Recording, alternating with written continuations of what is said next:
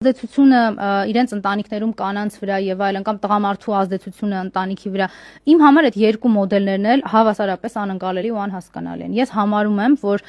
կինը եւ տղամարդը, այո, պիտի նաեւ ընտանիքում այդ խոսակցության արդյունքում է ձևավորում հենց քաղաքական եւ քաղաքացիական դիրքորոշումը, բայց ինչ որ գերակայությունները մեկը մյուսի նկատմամբ, այդ ծնում է արատավոր երևույթներ։ Այսինքն եթե մենք խոսում ենք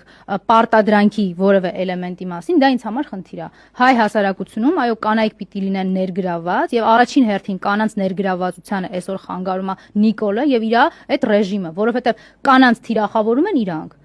Էրատոն այն կանանց ում տպավորություն է ուզում ստեղծի թե օգնում է կրթությամբ, ուսումով, աշխատանքով, ինչ որ ինքնադրսևորմամբ ինքը այդ կանանց ընդամենը օգտագործում է, թիրախավորում է եւ այդ կանայք ինչպես նաև մնացած բոլոր խմբերը, ում հետ իրենք փորձում են աշխատել,